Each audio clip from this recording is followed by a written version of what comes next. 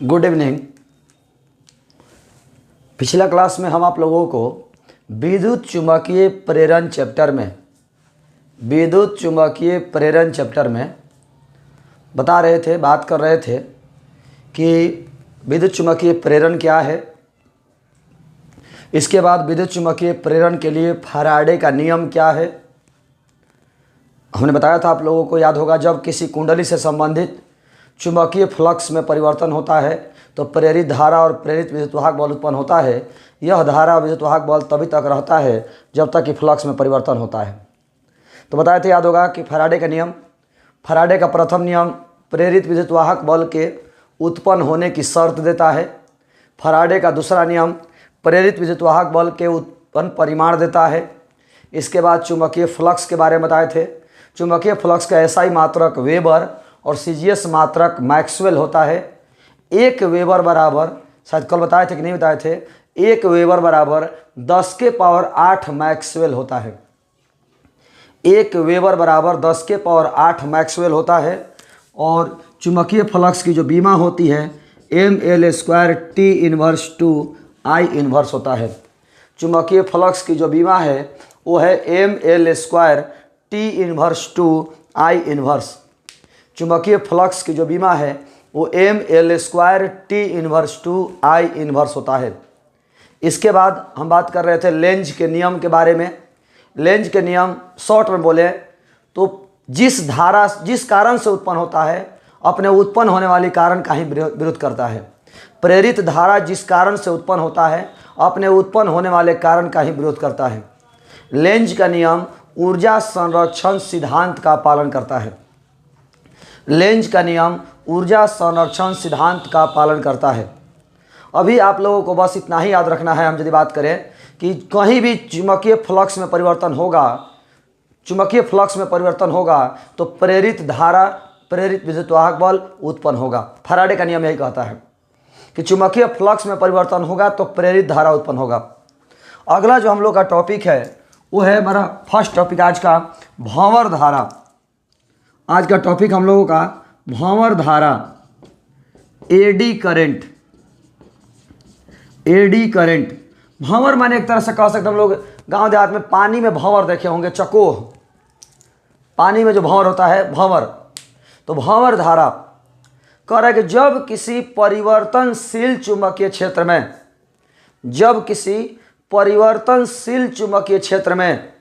ठोस चालक को रखा जाता है, जब किसी परिवर्तनशील चुंबकीय क्षेत्र में ठोस चालक को रखा जाता है, जब किसी परिवर्तनशील चुंबकीय क्षेत्र में ठोस चालक को रखा जाता है तो ठोस चालक से गुजरने वाले चुंबकीय क्षेत्र में परिवर्तन होगा। चुंबकीय क्षेत्र में परिवर्तन होगा तो चुंबकीय फ्लक्स में परिवर्तन होगा। और चुंबकीय फ्लक्स में परिवर्तन होगा तो फैराडे ने कहा कि प्रेरित धारा उत्पन्न होगा।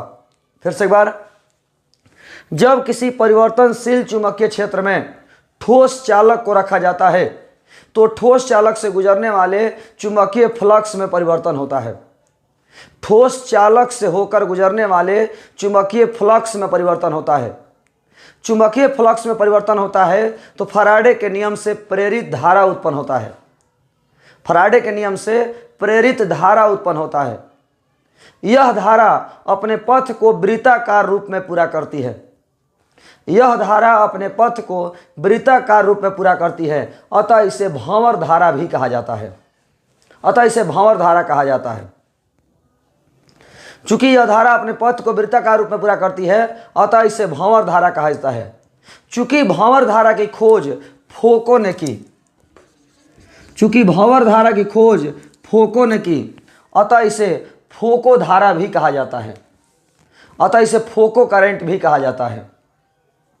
फिर से एक बार, जब किसी परिवर्तनशील चुंबकीय क्षेत्र में ठोस चालक को रखा जाता है, जब किसी परिवर्तनशील चुंबकीय क्षेत्र में ठोस चालक को रखा जाता है तो ठोस चालक से गुजरने वाले चुंबकीय फ्लक्स में परिवर्तन होता है। ठोस चालक से गुजरने वाले चुंबकीय फ्लक्स में परिवर्तन होता है। चुंबकीय फ्लक्स में परिवर्तन होता है तो फैराडे के नियम से प्रेरित धारा उत्पन्न होता है। चुंबकीय फ्लक्स में परिवर्तन होता है तो प्रेरित धारा उत्पन्न होता है। यह धारा अपने पथ को वृत्ताकार रूप में पूरा करती है। यह धारा अपने पथ को वृत्ताकार रूप में पूरा करती है, अतः इसे भंवर धारा कहा जाता है। अतः इसे भंवर धारा कहा जाता है। चूंकि यह धारा अपने पथ को वृत्ताकार रूप में पूरा करती है, अतः इसे भंवर धारा कहा जाता है। बहादुर भंवर धारा की खोज फोको ने की, इसलिए इसे फोको धारा भी कहा जाता है। और भंवर धारा की सबसे खास बात, भंवर धारा जब उत्पन्न होती है तो ऊष्मा उत्पन्न होता है। भंवर धारा में अधिक मात्रा में ऊष्मा उत्पन्न होती है। भंवर धारा में अधिक मात्रा में ऊष्मा उत्पन्न होती है। भंवर धारा में अधिक मात्रा में ऊष्मा उत्पन्न होती है। अगला प्रश्न है, ठोस चालक को परतदार बनाया जाता है क्यों? ठोस चालक को परतदार बनाया जाता है क्यों? ठोस चालक को परतदार बनाया जाता है क्यों? तो कह रहा है कि चूंकि हम जानते हैं कि भंवर धारा अपने पथ को वृत्ताकार रूप में पूरा करती है। चूंकि हम जानते हैं कि भंवर धारा अपने पथ को वृत्ताकार रूप में पूरा करती है। चूंकि हम जानते हैं कि भंवर धारा अपने पथ को वृत्ताकार रूप में पूरा करती है, और जब भंवर धारा अपने पथ को वृत्ताकार रूप में पूरा करती है तो इसमें अधिक मात्रा में ऊष्मा उत्पन्न होता है, जिससे यंत्र की जलने की संभावना होती है। जिससे यंत्र की जलने की संभावना होती है। भंवर धारा में अधिक मात्रा में ऊष्मा उत्पन्न होती है, जिससे यंत्र की जलने की संभावना होती है। यंत्र को जलने से बचाने के लिए, यंत्र को जलने से बचाने के लिए ठोस चालक को परतदार बनाया जाता है। यंत्र को जलने से बचाने के लिए ठोस चालक को परतदार बनाया जाता है तथा इसके दो परतों के बीच, ठोस चालक को परतदार बनाया जाता है तथा इसके दो परतों के बीच कुचालक पदार्थ भर दिया जाता है। इसके दो परतों के बीच कुचालक पदार्थ भर दिया जाता है। इसके दो परतों के बीच कुचालक पदार्थ भर दिया जाता है, जिससे भंवर धारा अपने वृत्ताकार पथ को पूरा नहीं कर पाती है। हर बार हर दो परत के बीच में कुचालक पदार्थ भर जाता है। हर दो परत के बीच में कुचालक पदार्थ भर जाता है, जिससे भंवर धारा अपने वृत्ताकार पथ को पूरा नहीं कर पाती है। और जब वृत्ताकार पथ को पूरा नहीं कर पाएगी तो कम मात्रा में ऊष्मा उत्पन्न होगा, और कम मात्रा में ऊष्मा उत्पन्न होगा तो यंत्र नहीं जलेगा। फिर से एक बार, ठोस चालक को परतदार बनाया जाता है क्यों? तो चूंकि हम जानते हैं कि भंवर धारा अपने पथ को वृत्ताकार रूप में पूरा करती है तथा इसमें अधिक मात्रा में ऊष्मा उत्पन्न होता है।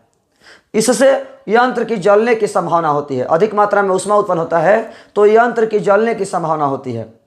यंत्र को जलने से बचाने के लिए, यंत्र को जलने से बचाने के लिए, यंत्र को जलने से बचाने के लिए ठोस चालक को परतदार बनाया जाता है। यंत्र को जलने से बचाने के लिए ठोस चालक को परतदार बनाया जाता है तथा इसके दो परतों के बीच कुचालक पदार्थ भर दिया जाता है। इसके दो परतों के बीच कुचालक पदार्थ भर दिया जाता है। कुचालक पदार्थ भर दिया जाता है, जिससे भंवर धारा अपने पथ को वृत्ताकार रूप में पूरा नहीं कर पाती है तथा कम मात्रा में ऊष्मा उत्पन्न होता है, जिससे यंत्र नहीं जल पाता है, यंत्र सुरक्षित रह जाता है। इसके बाद भंवर धारा के उपयोग के बारे में बात करें तो भंवर धारा के दो उपयोग है, एक प्रेरण भट्ठी में, एक पावर ब्रेक में। ट्रेन का जो, रेलगाड़ी का जो ब्रेक होता है पावर ब्रेक, पावर ब्रेक में भंवर धारा का उपयोग होता है। और प्रेरण भट्ठी में जो लोहा वहा पिघलाने उलाने में काम आता है, उसमें भी भंवर धारा का इस्तेमाल किया जाता है। कि कोयला वैला जला करके ज़्यादा मात्रा में हीट उत्पन्न नहीं कर सकते, तो वहाँ पर जो है हम लोग भंवर धारा से अधिक मात्रा में ऊष्मा उत्पन्न करके भी इसका इस्तेमाल करते हैं। ये रहा हमारा भंवर धारा और ठोस चालक को परतदार क्यों बनाया जाता है। अगला जो हमारा टॉपिक है वो है स्वप्रेरण क्या है। स्वप्रेरण क्या है? नाम से स्पष्ट है, स्वप्रेरण। स्व माने खुद का, अब प्रेरण माने खुद को प्रेरित करना। स्वप्रेरण, खुद को प्रेरित करना। तो कह रहे हैं कि किसी कुंडली में पाया जाने वाला वह गुण, कल कोई स्टूडेंट पूछ रहे थे सर कुंडली क्या है? कुंडली माने क्या बोले उसको? स्प्रिंग। कुंडली मतलब है स्प्रिंग। तो जब कह रहे कि किसी कुंडली के अंदर पाया जाने वाला वह गुण, किसी कुंडली के अंदर पाया जाने वाला वह गुण जिसके कारण कुंडली अपने से होकर प्रवाहित होने वाली धारा के मान में किसी भी प्रकार के परिवर्तन का विरोध करती है। किसी कुंडली के अंदर पाया जाने वाला वह गुण, किसी कुंडली के अंदर पाया जाने वाला वह गुण जिसके कारण कुंडली अपने से होकर प्रवाहित होने वाली धारा के मान में किसी भी प्रकार के परिवर्तन का विरोध करती है। किसी कुंडली के अंदर पाया जाने वाला वह गुण जिसके कारण कुंडली अपने से होकर प्रवाहित होने वाली धारा के मान में किसी भी प्रकार के परिवर्तन का विरोध करती है। जिसके कारण कुंडली अपने से होकर प्रवाहित होने वाली धारा के मान में किसी भी प्रकार के परिवर्तन का विरोध करती है, यह हमारा स्वप्रेरकत्व कहलाता है। स्वप्रेरकत्व कहलाता है। किसी कुंडली के अंदर पाया जाने वाला वह गुण जिसके कारण कुंडली अपने से होकर प्रवाहित होने वाली धारा के मान में किसी भी प्रकार के परिवर्तन का विरोध करती है, किसी भी प्रकार के परिवर्तन का विरोध करती है, स्वप्रेरकत्व कहलाता है। स्वप्रेरकत्व कहलाता है। किसी कुंडली के अंदर पाया जाने वाला वह गुण जिसके कारण कुंडली अपने से होकर प्रवाहित होने धारा के मान में किसी प्रकार के परिवर्तन का विरोध करती है, स्वप्रेरकत्व कहलाता है। तथा इस घटना को स्वप्रेरण कहा जाता है। इस घटना को स्वप्रेरण कहा जाता है। थोड़ा सा हम यहाँ पर एक रिलेशन लिखने जा रहे हैं, ध्यान दीजिएगा बहादुर। कल पढ़ाए थे फाई बराबर बी इंटू डी ए। तो कल हम आपको बताए थे फाई बराबर बी इंटू डी ए, तो हम लिख सकते हैं फाई समानुपाती बी। फाई समानुपाती बी। एक रिलेशन आपको और लिख रहे हैं, ये पढ़ाई तो हुआ नहीं है, चैप्टर 4 में पढ़ना था। बी बराबर म्यू नॉट इंटू एन आई, तो यहाँ से लिख सकते हैं बी समानुपाती आई। तो फाई समानुपाती बी, बी समानुपाती आई, तो लिख सकते हैं फाई समानुपाती आई। फाई समानुपाती बी और बी समानुपाती आई, तो लिख सकते हैं फाई समानुपाती आई। और जैसे ही फाई समानुपाती आई हुआ, हम लिख सकते हैं फाई बराबर एल इंटू आई, जहाँ एल एक समानुपातिक नियतांक है।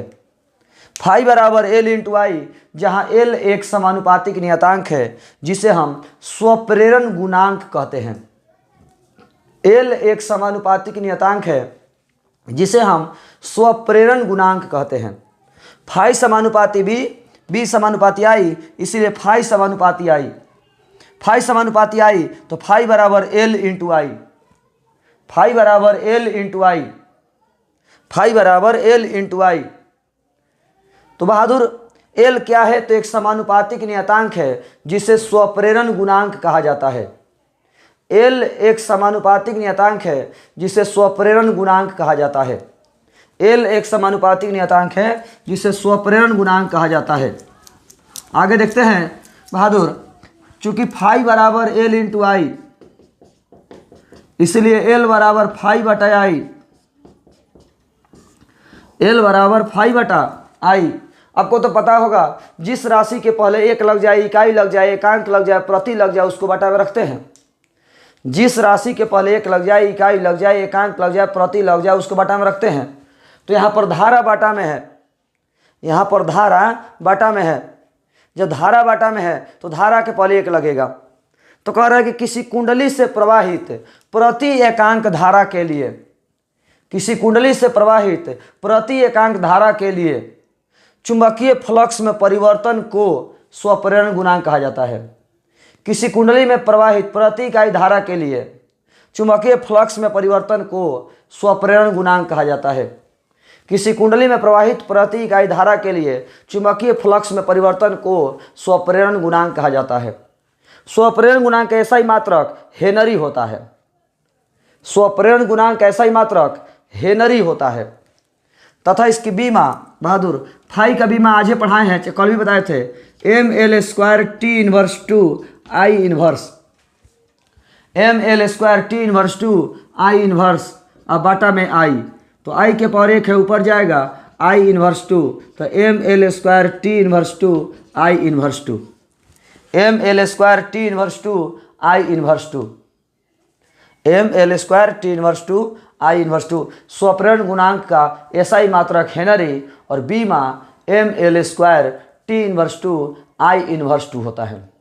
किसी कुंडली में प्रवाहित प्रति इकाई धारा के लिए चुंबकीय फ्लक्स में परिवर्तन को स्वप्रेरण गुणांक कहा जाता है। इसका ऐसा ही मात्रक हेनरी होता है और बीमा M L square T inverse two I inverse two होता है। इसके बाद हम लोग कुछ पॉइंट्स देखते हैं, नोट ध्यान दीजिएगा, कुछ पॉइंट कुछ नोट पढ़ने वाले हैं। चूँकि फाई बराबर एल इंटू आई, दोनों तरफ अवकलन कर दीजिए तो D phi by D T बराबर L into D I by D T, D phi by D T बराबर L into D I by D T. D phi by D T हमारा capital E हो जाएगा और minus में L into D I by D T.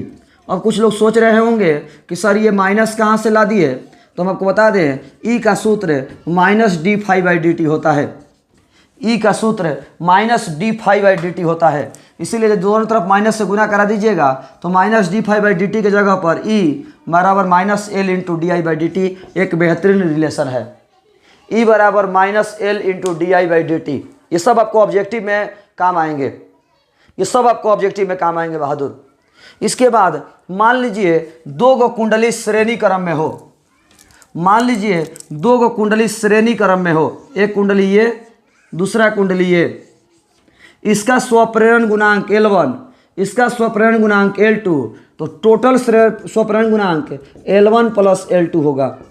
जब श्रेणी क्रम में होगा तो L बराबर L1 प्लस L2, 3 गो होगा तो L3। श्रेणी क्रम में रहेगा तब, समानांतर क्रम में रहेगा तो 1/L बराबर 1/L1 plus 1/L2 plus 1/L3 समानांतर क्रम में, और ये श्रेणी क्रम में। आपको याद होगा बहादुर, आप ये प्रतिरोधों के समूहन पढ़े हो। जब प्रतिरोध श्रेणी क्रम में हो तो R बराबर R1 plus R2 plus R3, तो यहाँ कुंडली श्रेणी क्रम में हो तो L बराबर L1 plus L2 plus L3, और समानांतर क्रम में हो तो 1/L बराबर 1/L1 plus 1/L2 plus 1/L3।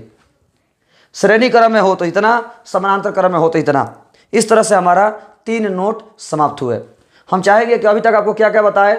तो पहला तो हमने बताया कि भंवर धारा क्या है, उसके बाद हमने बताया कि ठोस चालक को परतदार क्यों बनाया जाता है, और उसके बाद बताया स्वप्रेरण क्या है।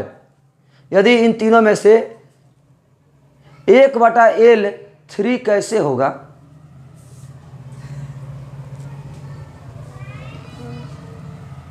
मैंने आपका सवाल क्या है मैंने बताया। 3 गो रहेगा तो मैंने 3 गो रहेगा तो 3 होगा, 2 गो रहेगा तो L2 होगा, इसमें कौन सी बड़ी बात है। 2 गो है तो 1/L बराबर 1/L1 प्लस 1/L2, और 3 गो रहेगा तो 1/L1 plus 1/L2 plus 1/L3। अब यदि किन्हीं को सवाल पूछना है इतना दूर में तो सवाल कर सकते हैं। हम बात करने वाले हैं आदर्श परिनालिका के स्वप्रेरण गुणांक प्राप्त करें। आदर्श परिनालिका के स्वप्रेरण गुणांक प्राप्त करें, आदर्श परिनालिका के स्वप्रेरण गुणांक प्राप्त करें। अब यहाँ पर हम आप लोगों को बात करें, थोड़ा सा चूंकि आपको जानकारी है नहीं, आदर्श परिनालिका के बारे में बात करें, आदर्श परिनालिका के बारे में बात करें तो आदर्श परिनालिका के लिए, आदर्श परिनालिका के लिए एक सूत्र चैप्टर 4 में पढ़ना था, μ0 इंटू N/L इंटू आई, B बराबर μ0 इंटू N/L इंटू आई, B बराबर μ0 इंटू N/L इंटू आई। ये हम लोगों को एक रिलेशन पढ़ना था, जहाँ L क्या है तो नली की लंबाई है, L क्या है तो नली की लंबाई है, L क्या है तो नली की लंबाई है। उसके बाद हम बात करें I क्या है तो परिनालिका, परिनालिका में प्रवाहित धारा, परिनालिका में प्रवाहित धारा। B बराबर μ0 इंटू N/L इंटू आई, यदि N भी बता दे तो फेरों की संख्या, फेरों की संख्या। अभी हमने जैसे बात किया कि चूंकि फाई बराबर L इंटू आई, फाई बराबर L इंटू आई, हमें L का ही मान निकालना है। फाई बराबर L इंटू आई, फाई बराबर L इंटू आई, फाई का मान होता है, बात करें तो B इंटू ए बराबर L इंटू आई, फाई बराबर B इंटू ए बराबर L इंटू आई। B का मान यहाँ से बैठा दीजिए, μ0 into N/L into I into A बराबर L इंटू आई। अब यहाँ से आप ये मत सोचिएगा कि L इंटू L स्क्वायर हो जाएगा, नहीं, ये L अलग है और ये L अलग है। ये L नली की लंबाई है और यहाँ जो L देख रहे हो ये स्वप्रेरण गुणांक है, स्वप्रेरण गुणांक है। हम आपके कन्फ्यूजन को दूर कर दें तो इसको छोटा एल लिख देते हैं, बार बार कन्फ्यूजन नहीं रहेगा। छोटा एल लिख दे रहे हैं, आई से आई कटेगा, एल बराबर सूत्र हो गया mu naught into N by L into A. B L बराबर mu naught into N by L into A. B बराबर mu naught into N by L into A. इस तरह से हमारा एल का एक रिलेशन निकल गया। ये हमारा स्वप्रेरण गुणांक का मान निकल गया। स्वप्रेरण गुणांक का मान निकल गया यहाँ से।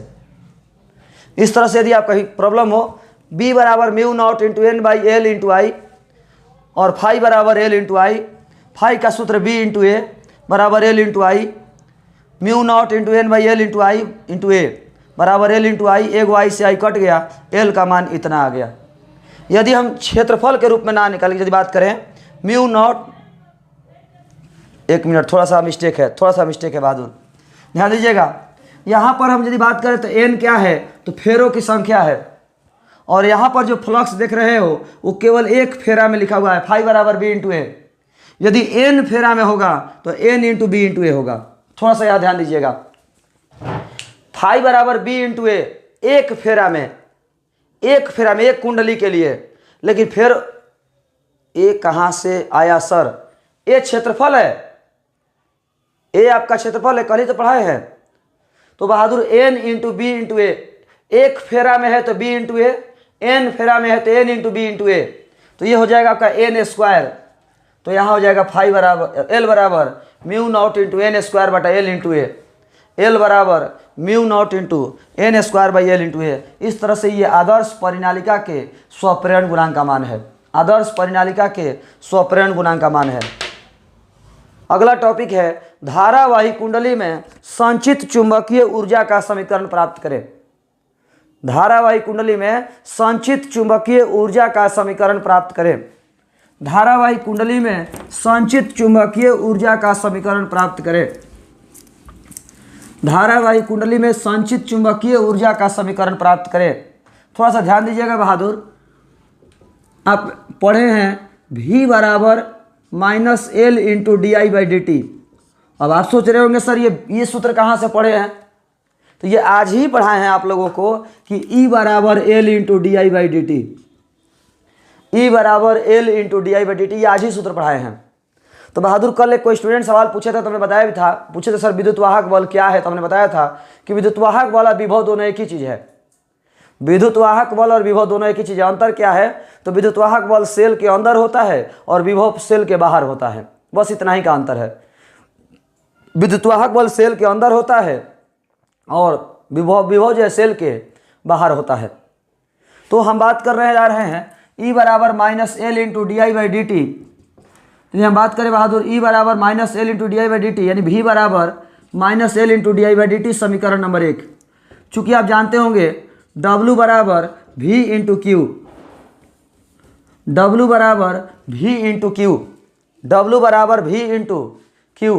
तो DW बराबर यदि हम बात करें तो V into D into Q, DW बराबर V इंटू डी, DW बराबर V इंटू डी क्यू। जब छोटा सा कार्य लेंगे तो छोटा सा आवेश होगा, टोटल कार्य लेंगे टोटल आवेश होगा। तो DW बराबर V into D Q, DW बराबर V इंटू डी क्यू। अब ध्यान दीजिए, तो चूंकि DW बराबर V इंटू डी क्यू, तो DW बराबर V के जगह पर minus L into D I by D T into D Q, D I by D T into D Q. तो D Q by D T हमारा I हो जाएगा। तो DW बराबर minus L into D Q by D T I into D I. तो D Q by D T शायद आप जानते होंगे आई का सूत्र है। तो DW बराबर minus L into I into D I. DW बराबर minus L into I into D I, DW बराबर minus L into I into D आई। यदि हम कुल कार्य निकालें, यदि कुल कार्य W हो तो छोटा सा कार्य है तो DW, छोटा सा कार्य है तो DW, कुल कार्य निकालना हो तो W। तो W का समाकलन कर दीजिए, 0 से I minus L into D I by minus L into I into D I, minus L into I into D आई। इसका समाकलन आप लोग खुद करें, इसका समाकलन आप लोग खुद करें और इसका आंसर बताने की कष्ट करें, इसका आंसर क्या होगा। समाकलन डायरेक्ट कीजिएगा तो माइनस एल इंटू हम डायरेक्ट कर दे रहे हैं आई स्क्वायर बाई 2 होगा। इसका समाकलन कीजिएगा तो डब्ल्यू बराबर minus L into I square by 2, तो डब्ल्यू बराबर -1/2 एल आई स्क्वायर, डब्ल्यू बराबर -1/2 एल आई स्क्वायर। और यह जो कार्य है स्थितिज ऊर्जा के रूप में संचित हो जाता है, यह कार्य स्थितिज ऊर्जा के रूप में संचित हो जाता है, इसलिए स्थितिज ऊर्जा बराबर 1/2 एल आई स्क्वायर, स्थितिज ऊर्जा बराबर 1/2 एल आई स्क्वायर। बहुत सुंदर, बहुत सुंदर, बहुत से लोग आंसर बता रहे हैं। ठीक है, तो U बराबर 1/2 एल आई स्क्वायर, यही हमारा कुंडली में धारावाही कुंडली में संचित चुंबकीय ऊर्जा का मान है। एक बार फिर से देख लीजिए, कोई बड़ी बात नहीं है। V बराबर -L into D I by D T, D W बराबर V into D Q, V का मान यहाँ से रख दिए -L into D I by D T into D Q, D Q by D T I हो गया। इसके बाद समाकलन कर दिए, कोई बड़ी बात नहीं है। कुंडली में संचित चुंबकीय ऊर्जा का मान निकल गया। यदि किन्हीं को सवाल पूछना है तो सवाल कर सकते हैं, नहीं तो आज के इस क्लास में इतना ही। धन्यवाद।